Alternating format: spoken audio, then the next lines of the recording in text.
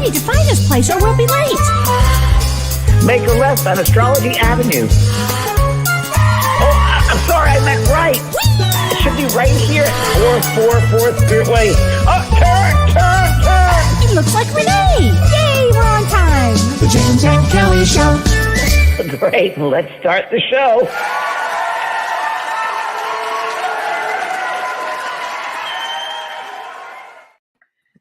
Hi, Kellee.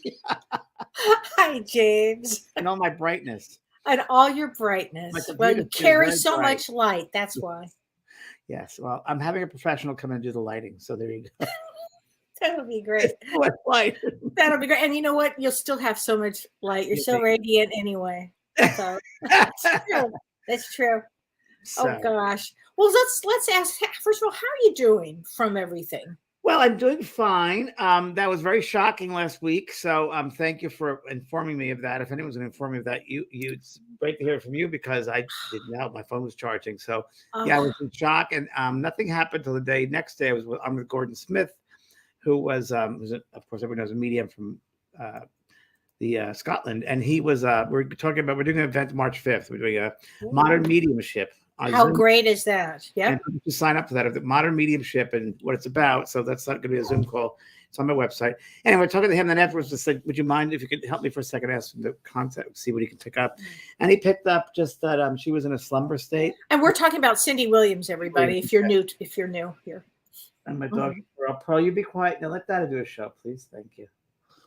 That is in puppy mode still. But it's going to end. So, anyway, yeah, Cindy Williams, a good friend of mine for many, many years. And Kellee told me last week, right before we went on, that she passed. I didn't know that. It just happened. And I just was in shock, so I didn't do the show last week. And anyway, so Gordon picked up that she was just kind of in a slumber state, which I did as well. And no one knew how she passed because she passed of a quick illness, I guess. So I called up her assistant, and she couldn't say anything because the family would let anything out, and I understand that. But it was all very mysterious. But anyway, I picked up that she said to me she was calling out for someone. She didn't know where she was. And then her friend, she said, my friend Jim came to get me. Now, Jim was an old psychic friend that her and I went to years ago. That was a good friend of hers. And I forgot all about him. And he used to do readings, right? Open up the Bible and go to pages, and that's how we would tune in. Huh. Completely accurate. He's the first psychic. So you got to be very well known, young man, and you'll be known for writing books. And you'll be known for communication. Because I don't know what form that communication is going to take. This is years and years ago, but he was really good. So he came to get her, and then yesterday or Saturday, a friend of mine was visiting, and funny enough, Cindy was supposed to be here that week, but she listened last week. And then anyway, she came to during I was getting a massage. She came to me really clearly. And she kept on saying, "Oh, James, oh, James, oh, James." It's just the brilliance of it all. Oh. And she said, people should realize the brilliance. She goes, and she was very philosophical. Her and I used to have lovely talks because she had Moon in Scorpio, Capricorn rising, Moon in Scorpio, or was it the other way around? And so we had these long talks about spirit and so forth. And she said, it's beyond, galaxies and planets. It's just the brilliance of God, that light that permeates everything. And she said, we come back each lifetime to remember that brilliance of ourselves. And sometimes some souls with more of that in their like mental bodies would call them maybe a genius, if you will. But she was giving me like that concept, and it was really interesting. And she said, the most important thing, James, is tell everybody not to be judgment. Don't judge themselves because they block the brilliance when they judge themselves. And she said, in a way of judging oneself is being fearful. Please tell everyone, don't be fearful. And that's what she found out. And that was the message she left me with. Oh, and that's beautiful.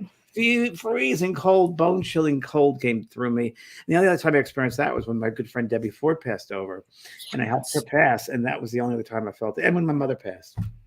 Wow. So that was it. And, I'm glad she's out of this.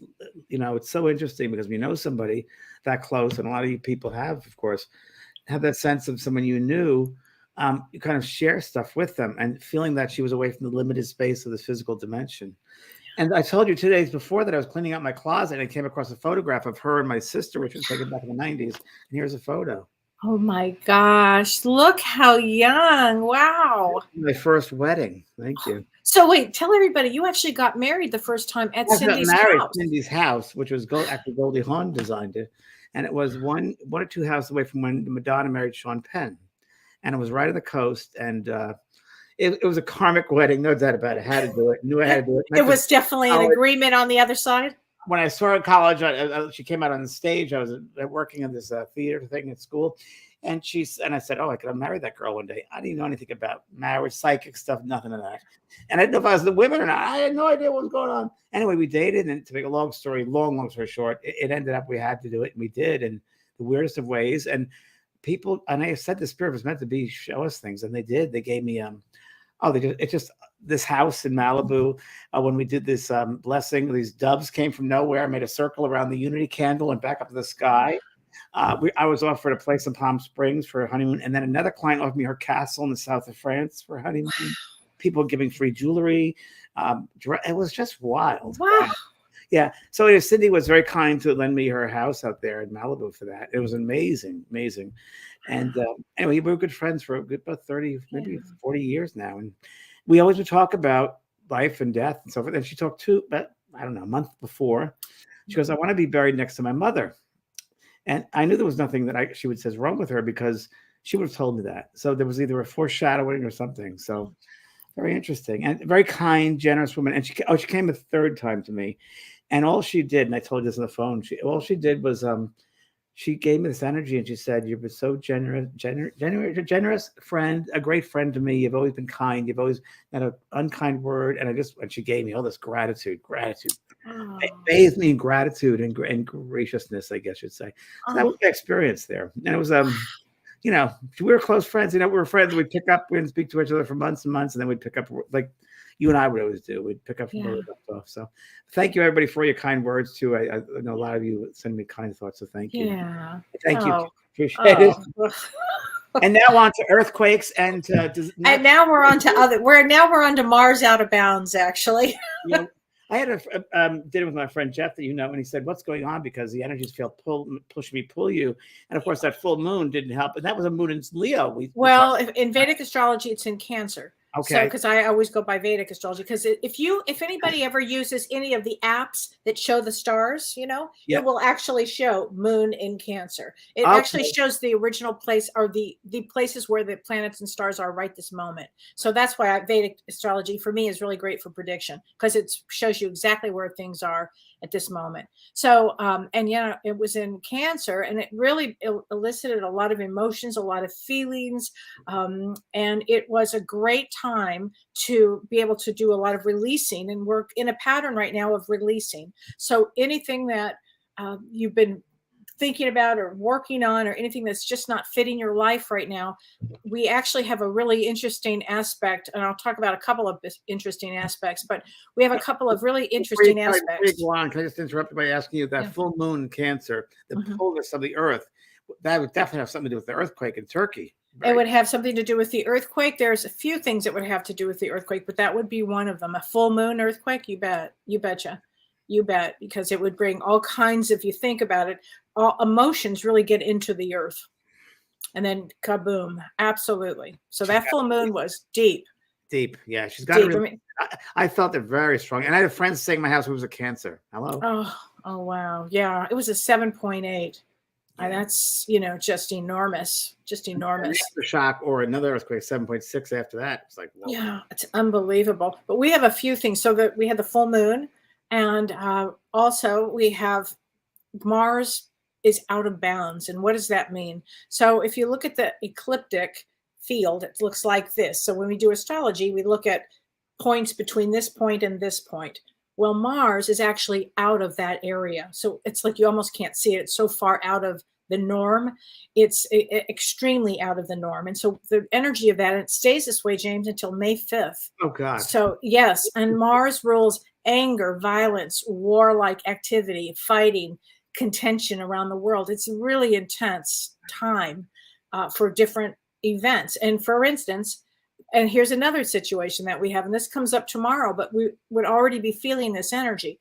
Tomorrow there's a quincunx, which is when planets are 150 degrees apart, and it's between K2, which is the dragon's tail or the south node, one of these points, and Jupiter. And what does that mean? It means that you might feel really off track tomorrow. You might feel very I don't know, uncomfortable or uneasy, because tomorrow is a really great day, actually, to look at your life between that full moon, this Mars out of bounds, and this quincunx. It's a great time to look at, am I on track? Is my life on track? And if it's not, how did I get derailed?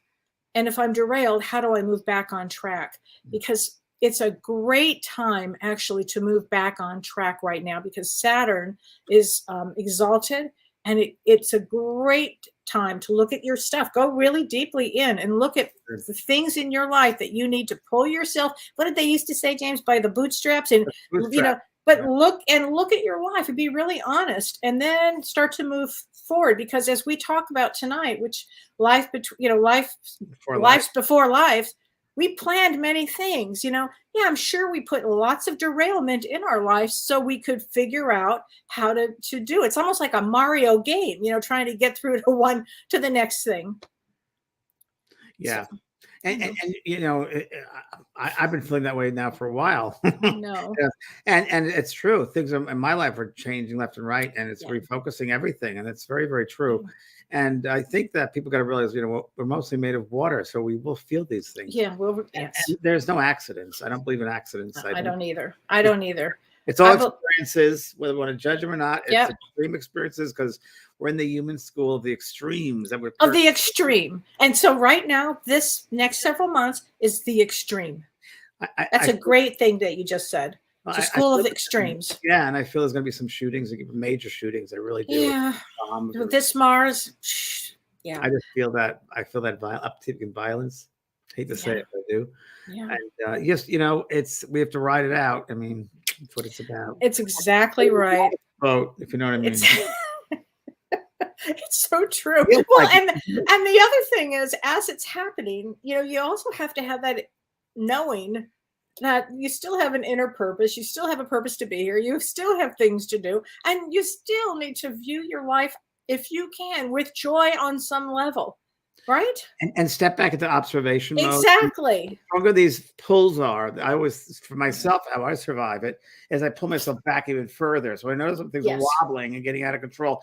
I just pull myself back and ground myself, and don't get caught up in the emotion of it. Because if you get caught up in the emotion, it's like the middle of an eye of a hurricane. You get pulled right in, and you'll feel totally out of control, out of whack, and you don't want that. You want to be in balance. So I do observation mode, and I'm kind of like aware of everything going around me, but I'm not in it. And that really is. That's a great lens, the observation lens. It's really a great one. Mm-hmm. It's helped. It's really, really helped. Yeah. And like even with Cindy, who just passed, I say, well, I really said, I'm just happy you're home.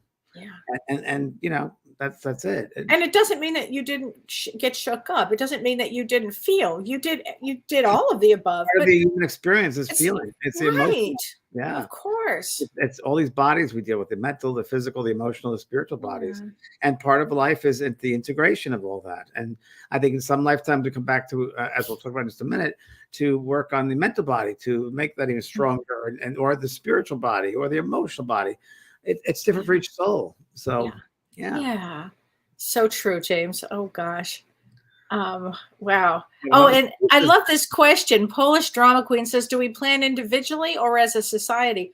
Both. We're going to talk about that. Both, actually. Yeah.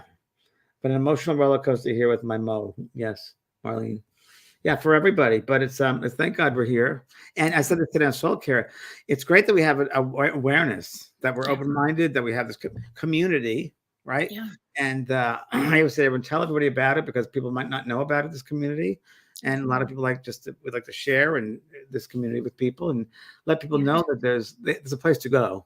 Well, and it's a soul group. It's a soul group. And we talk about soul group. We're going to talk about soul groups on the other side, and that we have soul groups here. It's true. Hi, Star. Hi, Denise. And say, I love Polish Drama Queen. Love that. It's me, Debbie from Alaska. Hi, Debbie. Only you would write that, Debbie. Yes. Hi, Ann. Ann's back. And Belinda Whip. Hi, Belinda. Wow, it's been a long time. Yeah. I changed my settings on my computer, as you know, Kelly. So I'm seeing things, actually the words very large now, which is good because I can see them. Good for you. I'm not sure what you're seeing. The comments you're seeing, but I can only see people's comments. Yes. Yay. Oh, good. You still have room on the Alaska cruise. We're up to 79 people. So that's so great, James. So room. great. I'm going to do an event coming up a few weeks. I think it's around the 15th of February. I'll post it. And Kelly, you're going to be in the event. Sorry, I'm thrilled. I'm telling you, but an evening free event for people who are going to go on the cruise and share what the workshops and the readings are going to be like. Yeah, so we're going to have an evening of that. And that's so great. We're going to do readings. We will. I'm not sure we're going to do some private readings or not. We'll see. We're going to do a lot of readings with part of the cruise. A lot of people are asking that. So yes, sure. So we have plenty of room for that. Okay. Oh, it's going to be such a great. It's really great. It's Did you book with Ron yet? Have you booked with Ron? Have I booked with Ron? Yeah. Oh yeah, I did. Remember, I did that. Inside cabins. The outside balcony cabins are starting to get. Oh yeah, no. Ron had my room for me already, James. Okay, it's a very busy time in August, everybody, because he told me, he emailed me yesterday. Said, it's the most popular month of the year is August. Oh my god! So the cabins are going. So he said, tell your people that they want to go to get in the balcony. They have to book right away because they're going quickly, which they will. Yeah, that's the best. There's nothing quite like pulling up next to a glacier, or as close to a glacier as you can get with a balcony. It's pretty wild. It's amazing. You're sitting there drinking your coffee, watching this. It's unbelievable. Seals on there, and it's like what? Yeah. And the color is so spectacular. How can you describe it? I don't know. Twilight. I know it's like kind of like a light turquoise and aqua. Yeah, it's like my favorite color. Yeah, it really is. Is it really? Wow. Yes.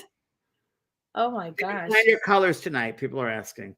Well, sometimes we do and sometimes we don't. Most of the time we don't. So I think I had this on, and Kelly I actually bought this over the weekend. And so when I saw you wear that, I said, oh, you got to be kidding. I said, we got to be twins tonight. Level, most of the time. But most of the time we connect on other levels all the time. I'll call Kelly. She'll come in. Just thinking about you, just dialing your phone number. So, yeah. Oh, it's totally true. And you caught me on Friday after I had quite an experience. I mean, what was Friday? Friday, I was at the dentist on Friday when I had. Should I tell everybody what happened? Yeah, everybody. Sure. My Petco story after you tell them about the my God. Okay. Because this really has a lot to do with plans that we make on the other side. And on the other side, life before life, I get a lot of questions from widows and widowers. And sometimes they want to meet somebody else. Sometimes they don't. But often the question is, would my spouse bring me another person? Oh, yeah. So you and I both know that to be true. But I had an experience on Friday that was just unbelievable. Friday afternoon, I went to a new dentist. And as I was sitting in her office, this beautiful suite, it was like a spa. It was just beautiful. She had this huge window. And she said to me, and I've never had anybody ask me this in my life. She said, would you like some laughing gas? And I said, would I like laughing gas? I said, I don't know. I've never tried it. I mean, never had tried that? Never in my life. Are you kidding? Never in my life. So she said, oh my God. I go, well, how does it work? I mean, she goes, oh, you breathe in and out of this tube. And she goes, you'll feel really good. And she goes, it's in and out of your system like in 3 minutes. And I go, are you sure? Like Don's not going to have to come and pick me up because I'm an hour away from home. She goes, no, it's going to be fine. So I go, okay. So and then I start to take the breaths. And then she says, wait, I just want to tell you something. She said, you might see things because people that sometimes they've told me they've shared their experiences where they see things. And I go, I'm a medium. I don't think she understood what that meant. I did. I said, I'm a medium, but so don't, no. And that was fine. I didn't care. Anyway, now I'm taking 6 of these and I'm like about ready. I'm howling. Okay. I mean, it's the funniest thing to do. It was fun. But anyway, I look up and in this big window, I see this giant white owl with his arms like this, giant white owl.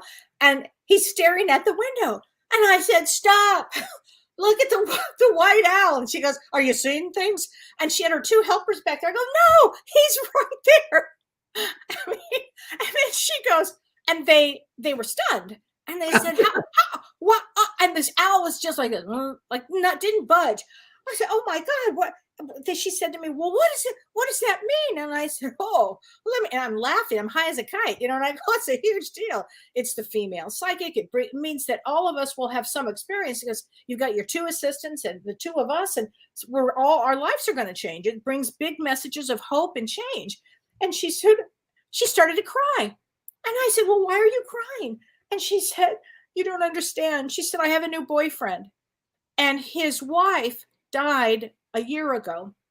And she said to me, well, if I'm supposed to be with you, because the boyfriend kept saying, my wife is sending you to me. And she said, oh, if that happens, I need to see a white owl. No, really? And ta-da, the white owl shows up. And then she said to me, I said, well, I have the name around Christy, or I said, no, Krista.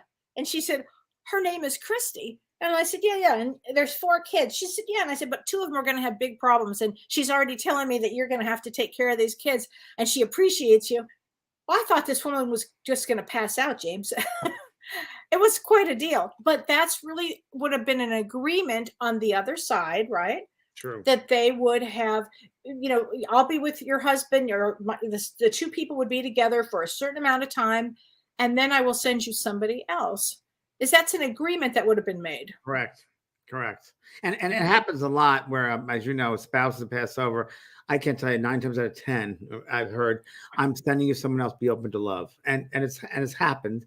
Where I meet the person later on, many years later, they got married again. They're very happy. And it's so interesting.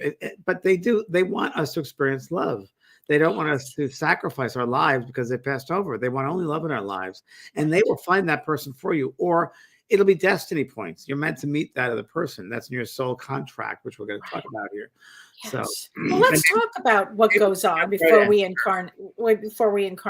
Sure. So, and I have I was online earlier looking up some stuff, and I found this wonderful site. If I want to share it with everybody, called Star Quest Mastery. And I just wanted to read this if it's okay, because I want to talk about the atom. So there's when I wrote a book called Reaching to Heaven, I was kind of channeling some information. They said there's a seed that's in the heart and the soul, and that seed lives through lifetimes and lifetimes and lifetimes and remembers everything. It's that seed in the whole, the heart. It's called a zygote, I think it was called. But anyways, I'm looking this up. I had this in my book, but then I came across this site. It was like the memory seed atoms within your soul. Isn't that interesting? So I just wanted to read a little bit of this. It says this is supposedly channeled from Archangel Michael. It doesn't matter where it comes from. It says, beloved masters, it is virtually important for you to understand that these are unprecedented times whereby many special dispensations are enforced. It is a grand opportunity for you, the seekers of light, to tap into your divine heritage and your special gifts and talents. At rare intervals and during the transitional period from one great age to another, cosmic law allows the beings of the angelic realm and the spiritual hierarchy to pass through the veil and make contact with select awakened members of the human race. You must express willingness and a desire to interact with these wondrous advanced beings, for they will not infringe upon your free will. When you focus your attention on a particular master angel being of light, they're immediately aware of you and will respond.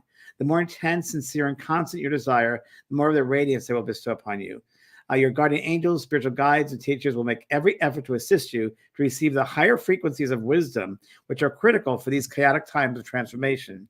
These benevolent beings endeavor to gain your attention by intensifying the light within your solar power center.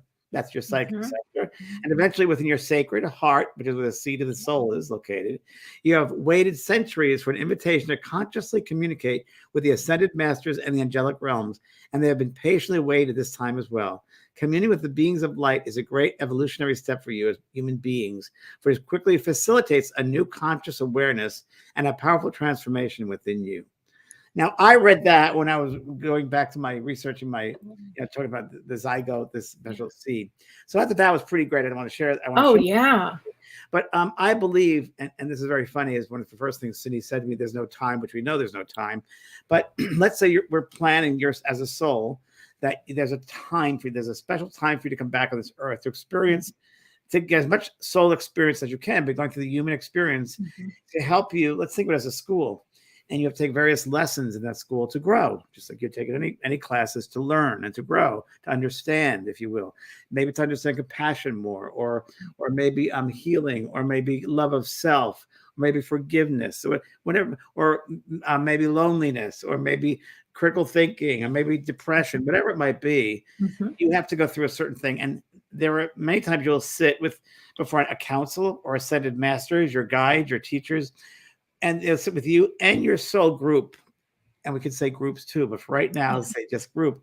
And those group could be a group of your mother, father, aunts, all your relatives, your friends, close people in this lifetime who are very close with you, friends, family, so forth.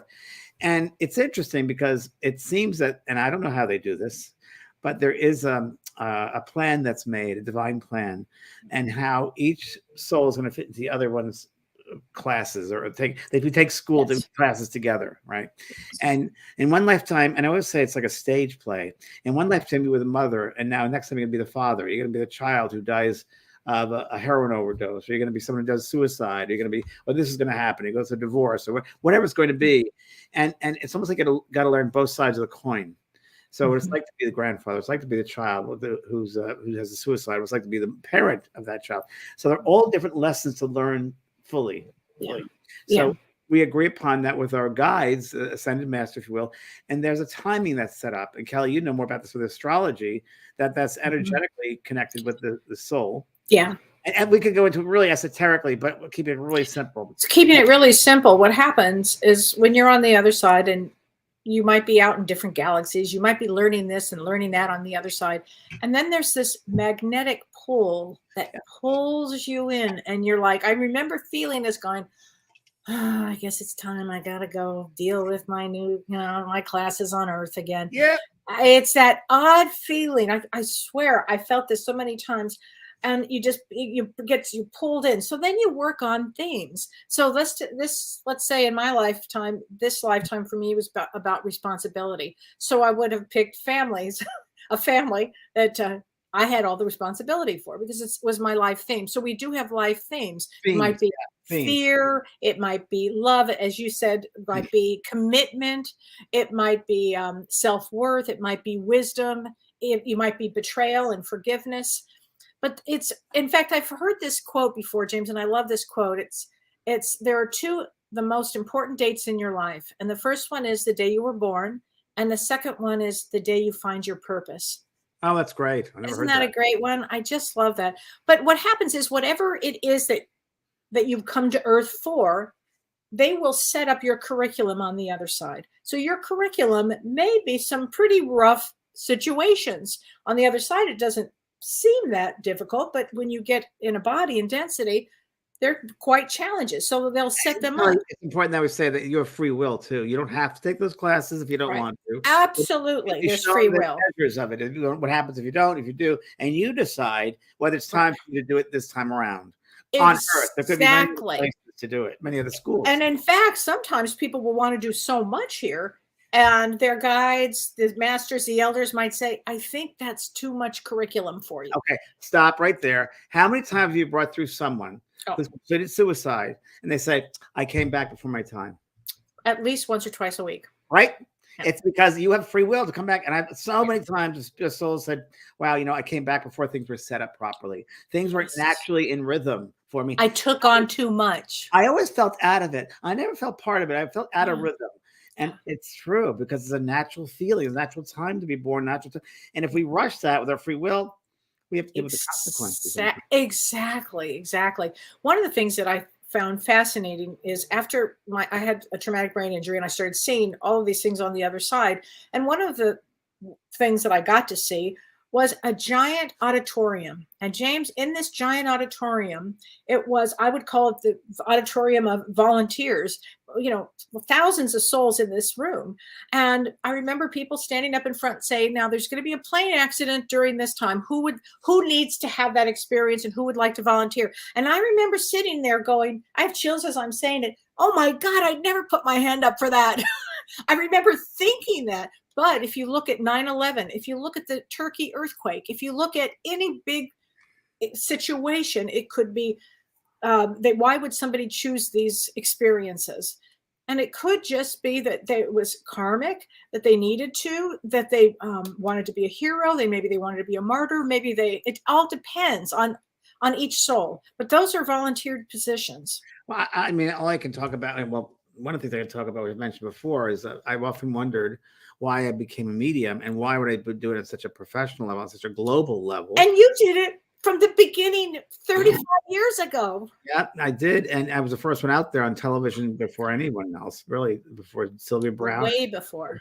And I was with Brian Weiss, past life regressionist, and and we did a group to Alaska and many other places in the world. But I remember this was an Alaska trip, and he said to the audience, the people, the workshop participants, you can ask for anything you want. So ask a question. I'm going to put everyone under, and he put us under. And I thought, okay, this is not going to work for me, but I'll try it anyway. And I just sent that a thought, why would I come back as a medium? Why would I be well on television? I'm kind of shy. Why would I do that? And it was really interesting that in many other lifetimes, I saw myself, my eyes and my mustache, and I was a general, and all that changed was the uniforms changed. There was all these different wars, and the only thing changed was the uniforms. All these different wars on this earth. I'm the Prussian and Civil War and all these foreign countries, but I was always responsible for telling my men when to go in and kill people. So in those lifetimes, millions of people died. So I had to come back in this lifetime to heal millions of people to balance out that karma. That's why I came back. That's the only thing that would make sense. And that's what it is. We have these lifetimes that we're balancing out. We're balancing out karma. And this lifetime, particularly souls wanted to be here during this lifetime because it balances up. It helps us 7 times more. The energy is so set. The vibration is set for all of us to grow so much. That's why James and I are always pushing people to grow. I just heard you speaking. A guide of mine stepped forward. It was a woman guide who I never knew before. Said, it's time to stretching the souls. This time around is stretching your soul. Okay, write that down. Okay, thank you, new guide. This being. I got a new guide recently too. That's so interesting. I'll tell you about that later. But I could draw her face. I could draw because like reddish brown hair, beautiful, like greenish. Maybe that's why you and I are wearing reddish brown today. Could be, and she's like intergalactic. And my favorite. Tell everybody they're stretching their soul fabric. Oh my God. Okay, I'm writing that down. It's so true, though. It's so true. It is true. Because we are stretching our soul. And as you stretch, you enter new atmospheres and new experiences and new attributes of your soul, new parts of yourself. Yes. I love that. I love that. They call me Lucille. Okay, Lucille, thank you. Oh, she's wonderful. Please, I could, and she looks like she has, what she looks like? Remember Bewitched, the opening animation in Bewitched? Of course. Liz Montgomery, the little pointed nose, she looks just like that, very similar. Isn't that wild? I love it. I love that. I think that's so great, James. You never know what you're going to get when we get together. You never know. And I got to say too, Kellee, this is really important that people know that when you come into this lifetime, you prepare for this lifetime ahead of time. Yes. So let's say this specialty that you're going to come in to be known as an artist or an actor or actress or a chemist or a medicine doctor or a nurse or a healer. You prepare for those things, and even like down to those gifts or those abilities. And this is another thing Cindy was mentioning to me, that we all have these abilities and they have to come out in different lifetimes. It's almost like you have a bunch of tools in your toolbox. Yes. And you're going to pull out that attribute for this particular lifetime to work on that. So in this lifetime, you can use that to do the work and learn the way you're supposed to learn. So you prepare for some of that before you come back. So let's say you want to be an artist. You'll prepare, and there are schools over there, the universities. You kind of perfect that art, perfect that craft before you come back into the physical.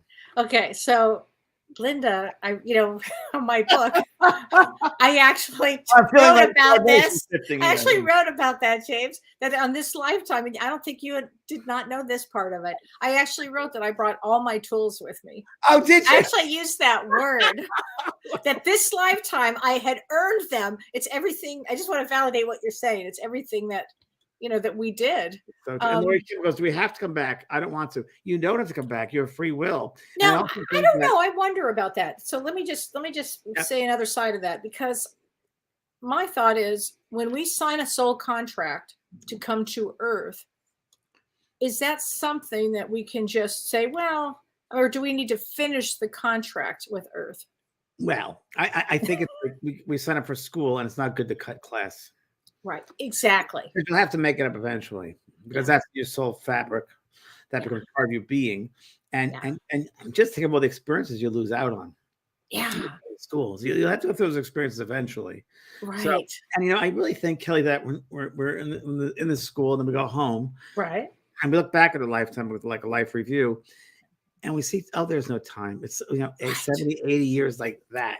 Right. Like, oh, that didn't really mean much. I wonder, in fact, you might say, I wonder why I didn't complete the lesson of forgiveness when I was like right there and I just thought about it, but I just didn't, because that will be a lesson for everybody, by the way. There are certain universal lessons that we all sign up for when we go, like you take your GE in college, first 2 years, or your GE.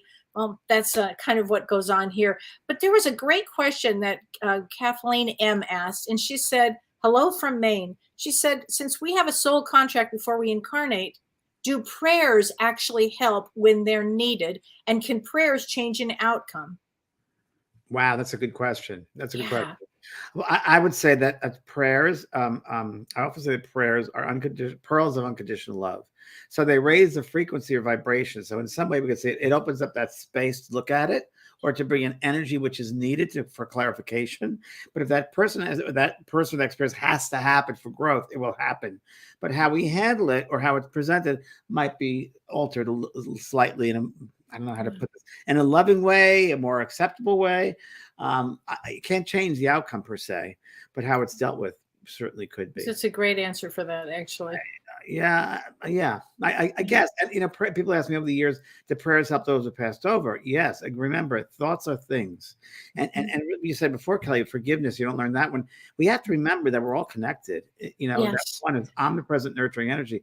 When I had my near-death experience, I was so mindful of the fabric that I'm just a small piece of that string, if you will, and that big tapestry. But my string is really important because it'll keep that knot there, that knot there. It'll keep it together. But right, if don't, it might fall apart, and I'm responsible for falling that apart. I don't want to be responsible. So, well, great thing. And having said that, so if you hadn't done your life's work, none of us would be here, James. That's how important your life string is there. If you think about that like that, and I really. Absolutely, the influence is unbelievable, and everybody has that ability to hit and up with other people, to connect that way with other people. Because if you change your life, and that has the ability to change other lives, and you have to think like that. And I want to answer Jay Curse's the idea of immutable contracts seems ridiculous. Earth School, not courtroom, right? Correct. So there's not a judgment there. You don't have to do it. You don't have to. But it's almost like what is the better path? That way or that way. You could choose it. You don't have to, but it's just experiences. So not good or bad, it's experiences. So as a soul, you want to grow from let's say we grow more by all the different experiences we have, good, better, and different. All those experiences help us to be who we are. Think of it that way. Yes. And Joanne Dwayne Gibson says, so each lifetime we get stronger and with more knowledge. Correct. Yeah. That's correct. And the more you know, the more you realize you don't know. And the more you know, the more responsibility you have. You have responsibility. And now I'm going to tell you this, which is really interesting. Can you change the outcome of your destiny? So let me just write. This is a good question. Anne Margaret, JVP, you can't change the outcome, your destiny path. Well, it'll take you longer. You can stop. You don't have to learn that. I feel there are certain destiny points that will happen no matter what. Now, we have free will. So let's say we have to go down this path, but we decide, oh, there's a lovely brook. I'm going to go sit by the water side for a little bit and enjoy the sunlight on that brook. And we go down there and we sit, and we can stay there for as long as we want to, but eventually we'll get back up to that path and walk away. So we will. It might take us one lifetime or several if we want to, but we will have to go through those experiences. We decide when and how long. We have free will for that. So, for instance, if you have a family member that you decide not to talk to, guess what? You have to run into that eventually and resolve that. It could be this lifetime where you can carry it over. You don't want to carry those human things over. Trust me. No addictions, no levels of unforgiveness. And Kellee taught me a very wonderful lesson in that she said, well, and I had trouble with some friends and family members. And she said, well, James, they're just limited. And I'll never forget that. You really helped me with that. And it's true. That soul might be a third grader. You might be an eighth grade. It's that you have more experience. And one of the biggest lessons I learned this lifetime was unrealistic expectations. That was my expectations on someone else. Yeah. And I'm like, well, I did it that way. Why didn't they return that? Well, they didn't have the awareness. They don't have the consciousness to do that. Right. So I got to be better, bigger, better than. Right. Like, God bless them. And I hope that taught them. Whatever, that might be, but some people don't. And we're forced in soul groups many times to learn. So your family and your friends are your greatest teachers. And if we're all connected as one, and you're having a problem with, let's say, a mom or a partner or whatever, part of you is within them. So as you look at them, they're a mirror to yourself. What within you is not resolved? What within you is not in balance? Because they're just reflections of yourself. All your soul groups are, and you're learning from these particular souls. Right. And on the other side, when we're planning and preparing for what we're going to do in our soul groups and how we're going to affect one another, there may be some challenges that you actually look at while you're on the other side in classrooms. So you actually take classes on the other side 100%. to prepare to come here on earth. And That's right. I know, I'm positive I teach some of these classes. Like, I don't know, that might be a little rough. Now, when you get to that point, this one's going to come in. I can see myself strategizing with the souls of how to, once you get into density, because Kellee, not only that, but as you know, as we've experienced together, and like whenever I'm doing a workshop and people come back the next day and say, "Oh, I had a dream." I said, "Oh, we don't end the workshop physically. We go to the other dimensions that we're talking about on the other side as well. When we sleep in the sleep state, we're over there working." Oh, so yes, it happens all the time. Yes. I want to answer this because in Paula Lambert says, "Karma must come into this with us living many lives. I must have events that took part that need payback, so to speak. The law of cause and effect. This is not nature's law of cause and effect. What you give out, you get back. But karma is not necessarily negative. A lot of people think it's negative. That's correct. No. It's positivity too. It's what you give out, you get back, whatever that is. So more love you give out, the love you'll get back. You might see it in this lifetime, you might see it in other lifetimes, but it's just important to give it out because it's the right thing to do. And sometimes, James, it's so interesting because you might feel like, I don't deserve this. Where did this come from? This could have been lifetimes ago. And in this lifetime, you may have said, all right, I'm going to balance it all out. So it may not feel fair. It may not feel just. It just is. And the masters don't look at karma as good or bad. It's just a leveling out or a balancing. It's a balance. Yeah. As Lucille says, tightrope. You're a tightrope walker, she said. I like her. Maybe it's Lucille Ball. It isn't. I was wondering because she's come once before, but no, it's not her. Okay. It looks more like the bewitched lady. She said, I love it. A tightrope of the soul. Yes, that's interesting. And sometimes you get intertwined, or sometimes they fall off. Oh, okay. But they get back on again because they have to have the courage to learn. But they have to have the courage to learn what it's like to live in the human experience. And there are many places to live, she said, many schools to go to. This is one of the hardest ones. And this is one of the ones which is the most unevolved, she said. And she's right. And I've heard this before that, we're still learning about love here because we still kill one another. No one wins in war. You're killing each other in war. It's just such an illusion. When you harm another, you actually are harming yourself. And when that's the law of one. Review, when you see that, you feel it 10, 20, 30, 40 times stronger than when you were there. So you don't want to do that. The wrong thing to do. As a matter of fact, when you do your life review, that's where you learn about what your next life will be, like what you'll work on. Because you'll see the lessons you pass and the ones you did not pass. Yes. And then many say, I'll do it next time. I'll do it next time. And they put on their agenda for the next time. And sometimes, we just talked about it earlier, you're in such a rush to get it better that you come back before your time. Yes. Yes. Yes. Lots of Aries people, I think. I know. Yeah. And, just because, I've had so many people say to me, I don't feel like I fit into this family. Well, you may have chosen that family because, for that actual feeling, actually, that you really had to learn to do it on your own. You really had to learn what it's like to be here. On some level. What you learned about yourself then? You say, I don't fit in. Why don't you fit in? What's going on within you? What part of you is different than them? And just acknowledge that. And what are you learning from? Remember, it's always learning. So what are you learning from them? Don't judge it. What are you learning from them? What are you learning about yourself with these people? This is a good question. Kathy Kononenko says, I'm 62 and I still don't know what my purpose is. Is that normal? Now listen really careful, Kathy. Completely normal. 62 is about the age where you really actually hone in on it. Yeah, God bless you if you come in early. It's after your second Saturn return. And Saturn return is amazing the second time because it comes with Jupiter, which is wisdom. So all of the shit you went through before, it brings in wisdom. And that's often where people can settle into their what they want to do. So you have to really do a lot of journey inward. That's really important. And really start asking yourself, what is important to me? Where do I want to go? What do I want to do? Because 62 is fabulous for that. What did you say today? We're talking after soul care. We got on the phone with that because you're going to do your special class on narcissism. On narcissism, yes. You got 50s to say fuck it or something. And so you said, this shit don't matter. Something you said so funny, and it's so true. It's so true. Oh yeah, no, remember that? Like I do.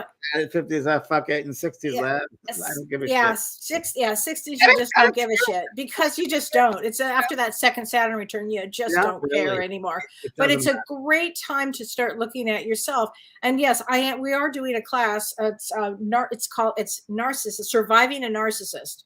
So and thriving. So if you know somebody, a parent, a child, a spouse, a coworker, a good friend, any of the above can be a narcissist in your life. And, they come in for our life for a reason, but we're going to actually, Dr. Shirley and I are going to be talking about really amazing tools to help you survive, help you thrive with them. We're going to give examples. We're going to be actually having a discussion. James is going to be there. I know you're going to be taking the class, but you'll hop on when you. Yeah. It's going to be really. Please, yeah, I know. I mean, you've been around 100 or so, right? At least. Anyway.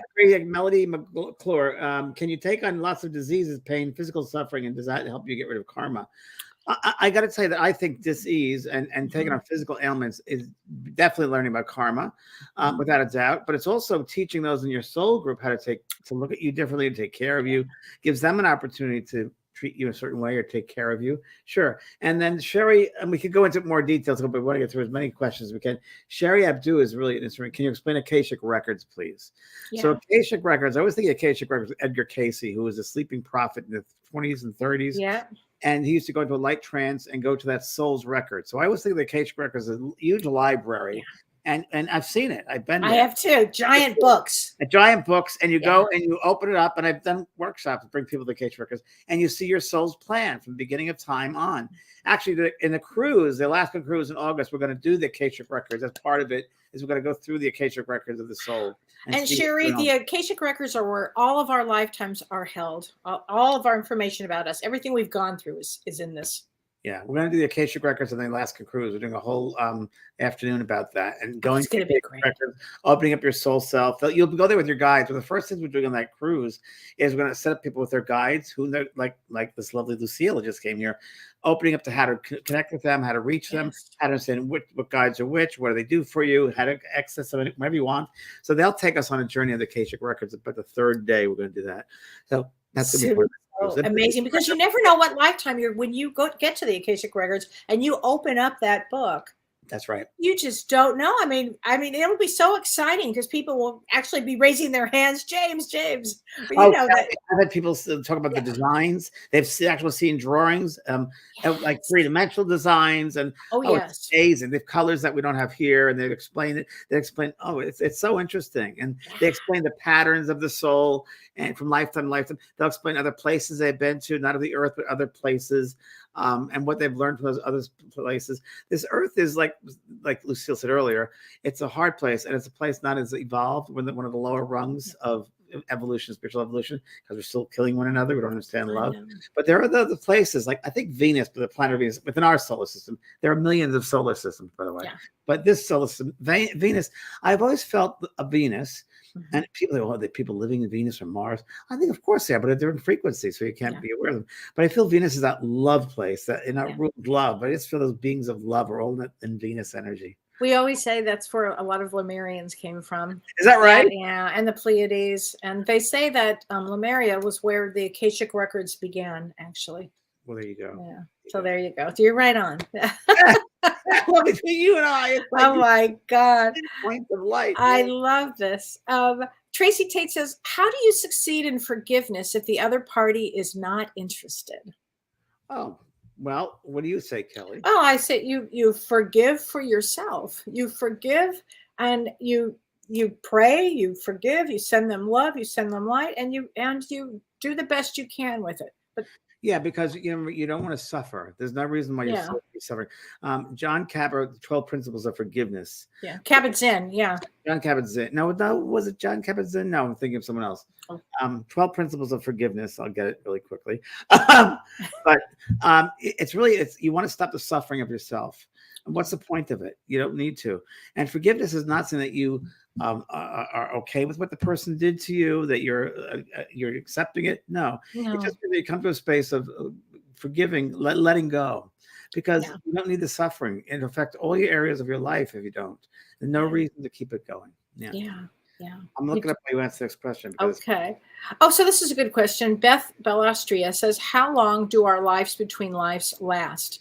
I'm going to say anywhere from 25 to 50 years. James, what do you think? Some people come back right away. Human point of view, from the human point of view, like three-dimensional label on that, like years. That would be the essence of the spirit world. I'm going to say I'm not coming back right away, and please God, this is my last lifetime.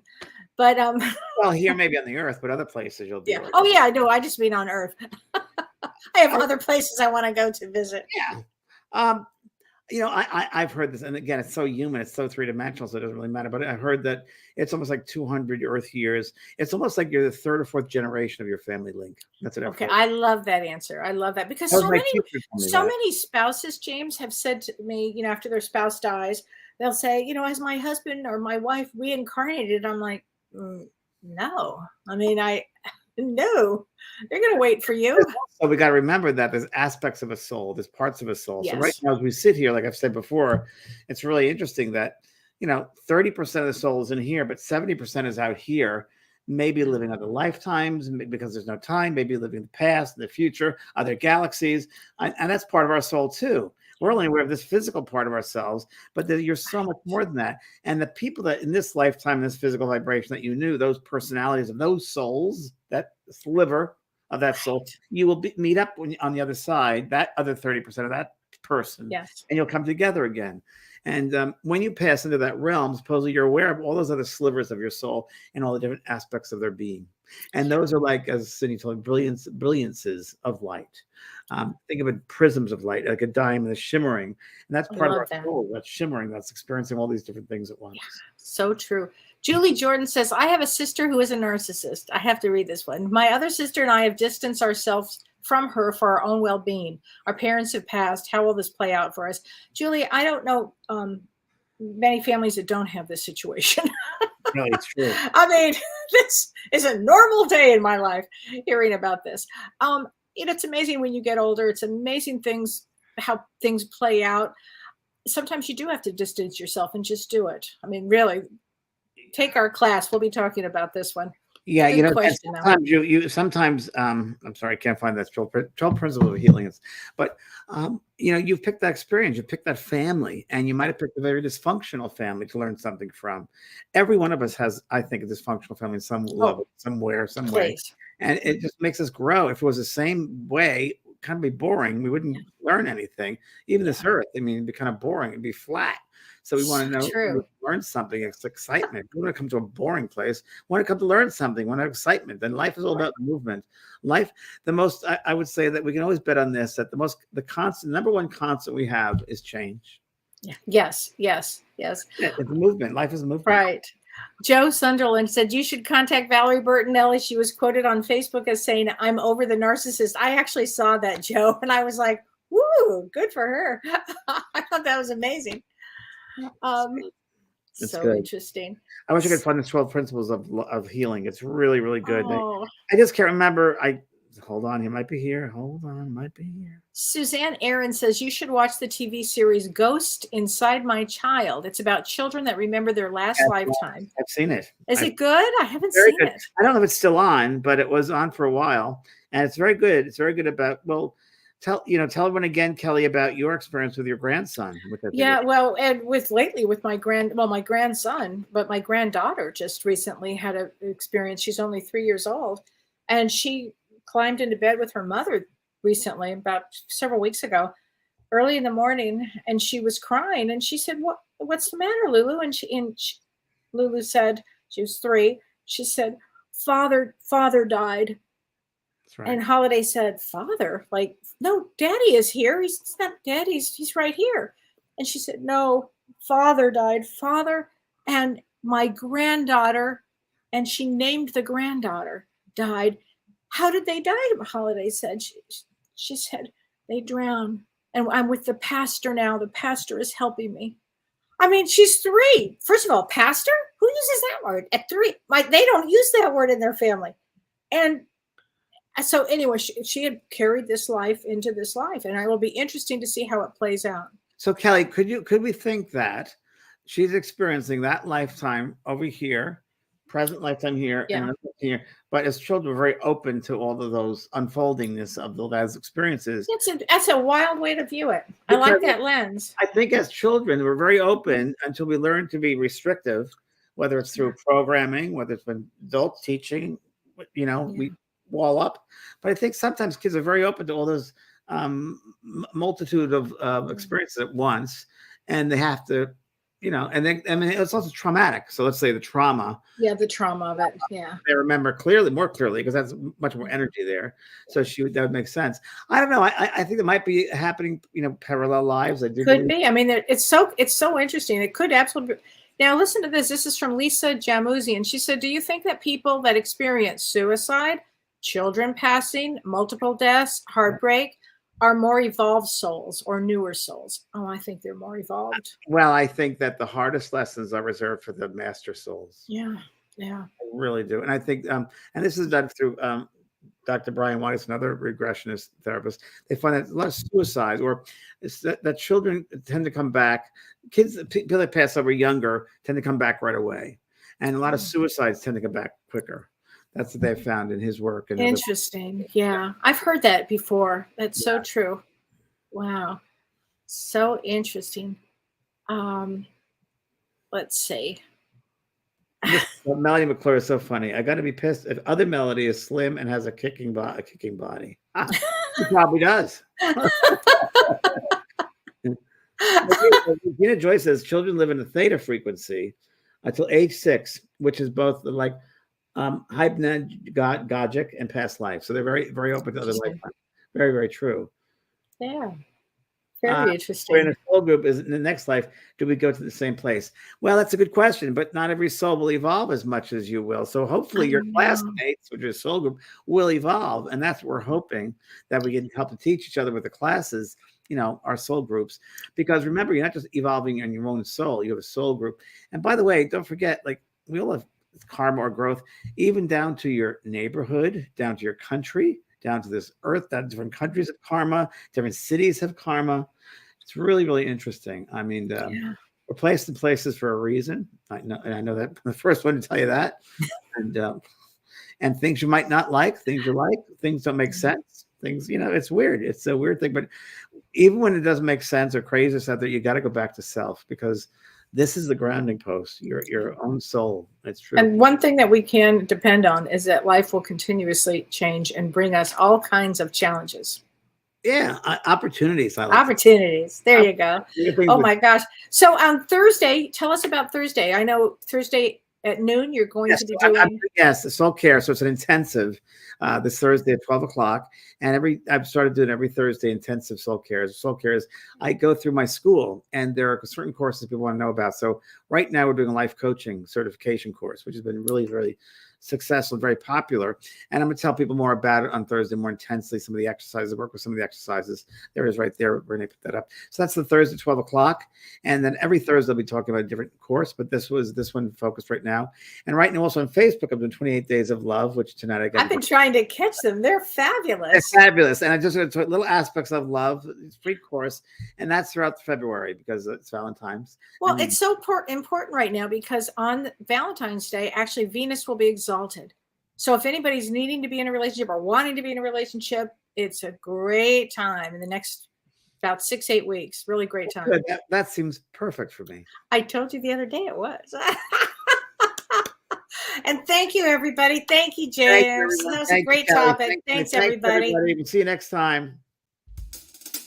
You've been listening to Both Sides Now and Beyond, featuring spiritual medium and master teacher James Van Praagh and spiritual medium and psychotherapist Kellee White. That was great. Maybe we changed some lives. And maybe opened up some minds. Which way do I turn? Right. I mean,